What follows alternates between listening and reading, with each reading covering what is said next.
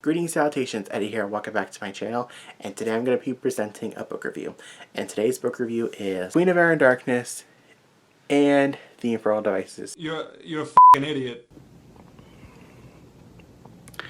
I meant to say Dark Artifices, not Infernal Devices. I'm stupid. Trilogy as a whole.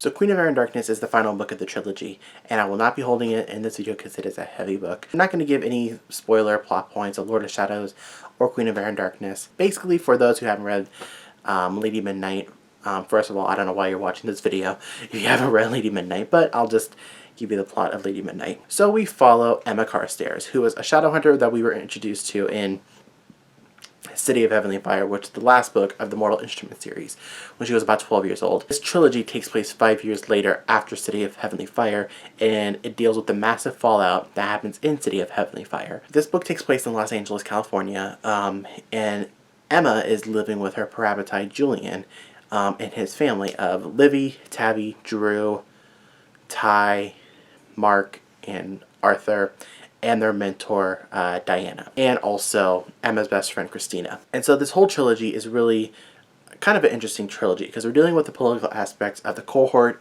and the Cold Peace, and then we're also dealing with the fact that we also have the possible rising of Annabelle Blackthorn, ancestor of the Blackthorn family. So we're dealing with all this kind of stuff.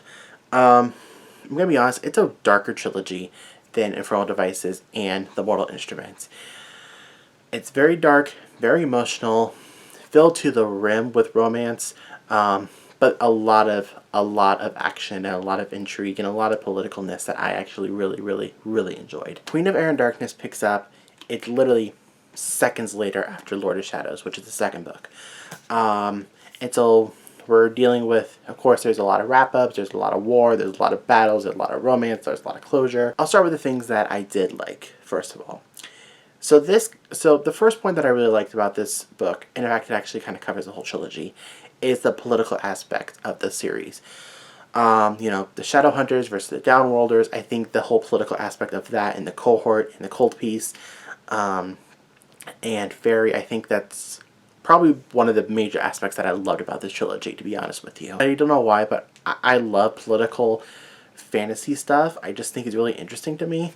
Just because it's, one, I can get away from the actual politics of this world for a hot minute. The Cold Peace storyline was really interesting. One of my favorite aspects, mostly from Queen of Air and Darkness, was Kit Herondale and Ty Blackthorn. I love those two together so much.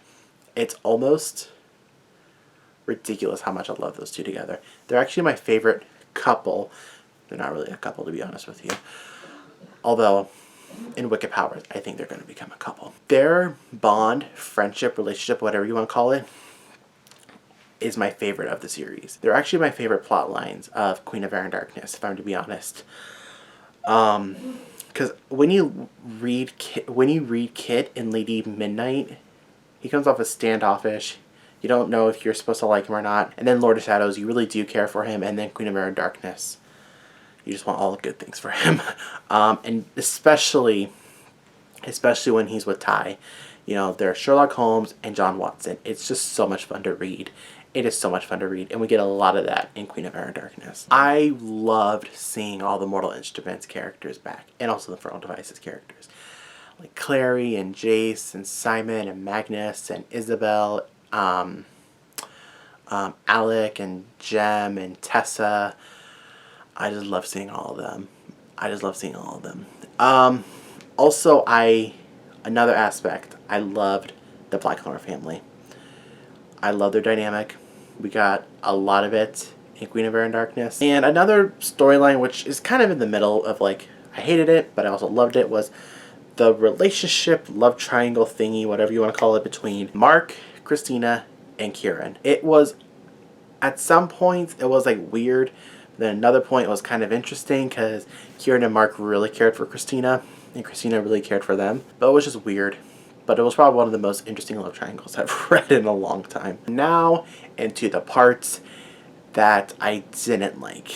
Now, mostly it's Queen of Air and Darkness. So Queen of Air and Darkness is my least favorite of the trilogy, and that's a shame because it was a really promising last book, but there were some aspects of it that just got on my last nerves, especially how long the damn book was. It is 800 plus pages, okay? There was no reason for the book to be 800 and plus pages, okay? Specifically 880 of the main story. I don't know what the epilogue, how many pages that was. I get it's the last book of the trilogy, but this book took me so damn long to read.